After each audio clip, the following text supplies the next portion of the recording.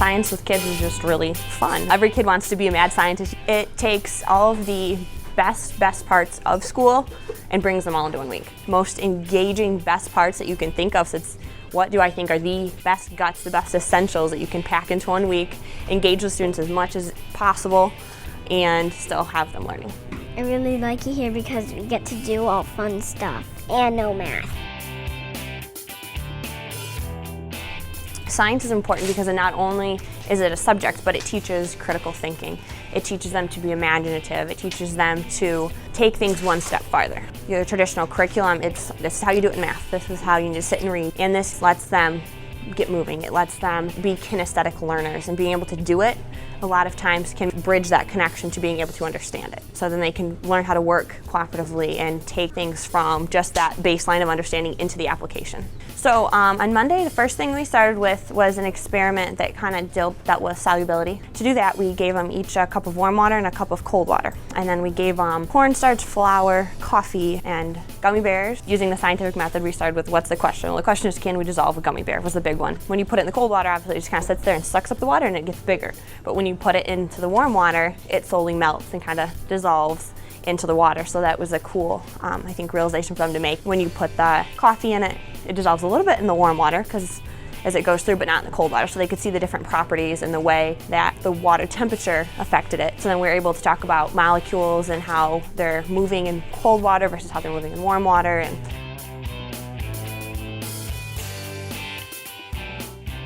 so when we made the ice cream, we had the kids measure.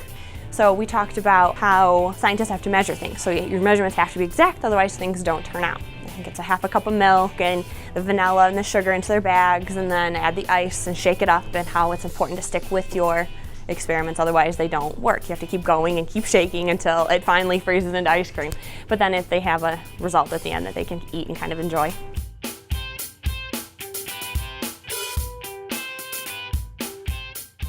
So one of our favorite things to do are the water bottle rockets, and they just take them and they can design them. We give them colored tape so they can make them look like flames or whatever bright, cool colors they want to add to them.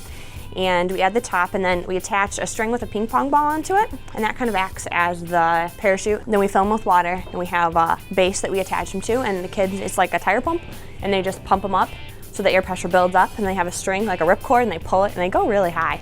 I don't know, 15 feet or so up in the air, so it's a really fun way to explode a rocket.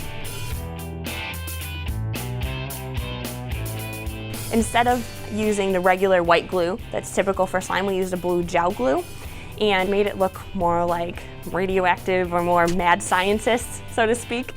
And you add a borax and water solution, the kids get to mix it up. And then I also added a glow-in-the-dark powder. So we added that to the borax solution, and as they combined it, it looked just like a fluorescent kind of blue during the day, but when they took it home and they got to go into a dark room at night, it glows really bright. We use a high concentration of hydrogen peroxide, and then they add that to yeast and water. We add food coloring to make it bright, and then a little bit of soap, which makes it bubble. So you add all of those contents into just a typical water bottle, and it foams out almost like toothpaste comes out of a bottle, and it gets really warm, so they can kind of tell that a chemical reaction is going on. So it's a more visible way for them to not only see that it's foaming, but to see that chemical reactions can have other properties as well. So part of the egg experiment is for the students to be able to use a scientific method and make some of their own decisions. So a lot of the things that we plan have a set recipe or a set way you have to follow it. So they have to make sure the measurements are right, and everything is very X, Y, and Z. So this is one where they can choose to either use corn syrup, vinegar, or Coke, and they put the egg in a jar and they make their choice. And the question for this is, can we dissolve an egg? Well, you really can't dissolve the whole egg, but you can get the shell, and when you use vinegar, as they found out, it's one of the best liquids to use. It breaks down the shell. I did a vinegar egg, and it was like a balloon because you could just pop it. When the vinegar reacts with the calcium in the shell, it dissolves, and they can see the inside of the egg. They found when you use Coke, it just kind of turns brown. Their egg turned brown, and the shell got harder, and then the shell cracked. When you add the corn syrup, it kind of soaks into the inside, and so when they take the egg out, they can kind of poke it once they kind of break that shell away, and it's really like jelly, and it's soaked in, so it makes the egg like a gel substance almost. They can take them out and experiment and touch them and touch everybody else's and kind of see how the reaction. throughout the week we do astronomy, we do chemistry, we do a little bit of physical science, and then we add some paleontology. We're going to dig up some dinosaur bones. We took a big pool, buried all the bones in dirt. They got to excavate the bones. They went out and they had shovels and they had paintbrushes and, of course, their hands. And they dug through the dirt, and we discussed how important it is to be careful, because if we are real paleontologists, these are very fragile, so we have to take our time to dig them out and then use the brushes to brush them off and make sure that they are clean, so that way when we bring them in, they're able to actually assemble it into a big Tyrannosaurus Rex. Not only did they get to dig them out, but then they got to see the result of putting them together and see how you have to work cooperatively in your groups, and you can't just dig it out and make a huge mess. You have to be careful and help them learn some teamworking skills and a little bit of problem solving and critical thinking, because the dinosaurs weren't the easiest thing in the world to put together. They didn't just snap together like a puzzle. You kind of had to really work with them and use a map that they had to put them together. And the volcanoes, we took a cone, covered it with clay so they got to form their volcano. They were able to build trees or rivers or whatever they thought constituted a real volcano, and how every volcano is very different. After they dried, they were able to paint them. So they painted them and kind of personalized them.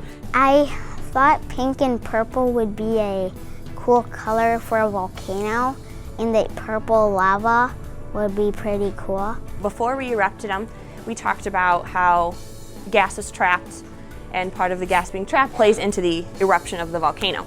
So for them to see that property, we took a cup of milk, stuck a straw on the bottom, and blew bubbles right into the milk. So as we blew the bubbles into the milk, they could see how even though air is being forced to the bottom, it's still going to make its way up, as in a volcanic eruption. And once we used the baking soda and the vinegar and the soap and the food coloring to make it exciting, they could watch for the bubbles to come up, and they could kind of understand why there was something happening versus just that it was exploding. It was so cool that we could make 3 eruptions. It was like really fizzy, and then it was like the whole volcano was covered in bubbles. Part of being a scientist is recording our observations and doing the legwork and kind of thinking about it. They like doing the experiments, obviously the best. That's their favorite part, because you can't just explode things because you'll never remember what really happened or why we did it. But you have to take the time and make sure you're documenting everything as well. So from the Michigan Science Center, he brought Star Labs, which is essentially a blow-up planetarium. And the really neat thing about that is when they do it, they set up it for the night sky for that night. He showed us Spica, he showed us the Milky Way galaxy. They talked about what is a constellation. They talked about the placement of Orion and his belt, the way the sky's set up in the summer versus the way it'll be set up in the winter. There was a red and a blue star. What I learned is that the blue star is hotter than the red. They showed us Scorpio that was up in the sky. They showed us different planets, how to find the North Star. I know that Saturn has at least 22 moons, at least. Scientists keep finding new ones. There is a dwarf planet in the asteroid belt. There are more dwarf planets than just Pluto. The lab that he brought afterwards was called Kaboomistry. So essentially it was all kinds of things that went kaboom. One of the things he did was the whoosh bottle. So when you pour ethanol into the bottle and light it on fire, it's a big kaboom. It makes just a lot of loud noises. He used copper and sprayed it into the flame. He said it was steel, and then he was spraying steel on the fire, and then it made all these cool colors. It allows them to see the different colors, flames. Alka-Seltzer inside the film canister, and then they can hold it, and as the pressure builds up, it kind of explodes. Our field trip was at the Ann Arbor Hands-On Museum, and I got to have the opportunity to see that you can make things 3 different ways and still have slime, but it meant different things. So they used white glue and borax and water to make one different kind of slime. Then they also made, traditionally it's called oobleck, with the cornstarch and water. They got to make 2 different types, so including ours, they've made 3. They got to measure the things again and see that it's important to be careful when you measure, because some of them didn't work because they added too much or not enough. It's real world. That's what they're going to have to do. So once you get out of school, you're not going to have your teacher looking over your shoulder, so they have to be able to fail. They have to be able to try it and see, ooh, it doesn't work, but that's okay. Now I'm going to try it again another way. And oh, maybe that didn't work as good. I know how I can make it better. So being able to take themselves through those steps and know that if they have the end in mind, they can get themselves there. Or if they are faced with a problem in work or in their real life, in college, and wherever it may be, that it's not the end of the world as long as they take the time to think through it and they've practiced using their critical thinking skills, they will be able to be successful. And then also in the museum, they had an ambulance, so the students got to go inside and see what it looks like to be inside an ambulance. They had some different light exhibits that they were able to experiment with. They had a water station. They had water coming out of tubes, and they could see if you place the ball just right, you can kind of get it to essentially float with the way the pressure is running. And they've also worked with a very wide variety of people. They've got to, instead of just being in their own classroom, in their own bubble, and being able to work with the second, third, and even a couple fourth grade. It's really fun because we get to work together. In an interesting way, maybe turn some kids back on to science when they get back to school. And this is really going to help me out with science time.